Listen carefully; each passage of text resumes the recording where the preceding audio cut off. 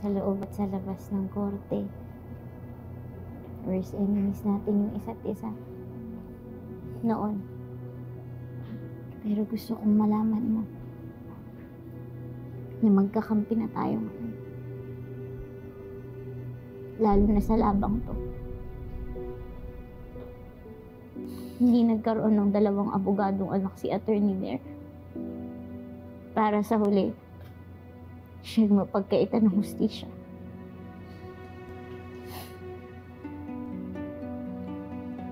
We have to make her pay for what she did to Matty Lilet.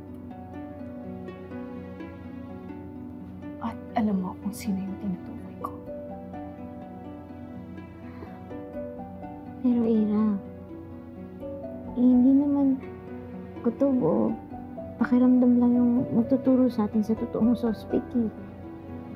Kundi ebidensya at witnesses.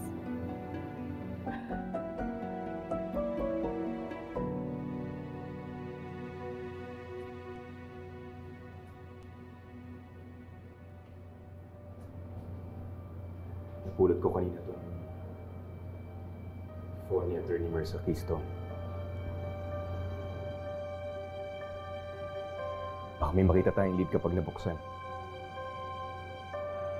Empty bat kasi kanina nung kausap ko si Sir Lamit.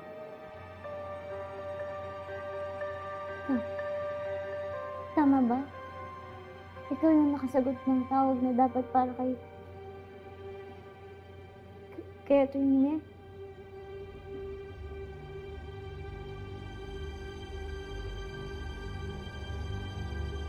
Pero bakit daw siya tumawag?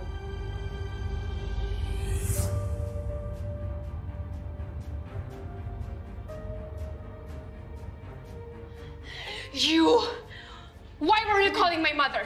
Ha? Ano? Ginawa mo na talaga siyang homewrecker? I'm so sorry for your loss, but if you just let me... Explain what? How we found my mom wrecked?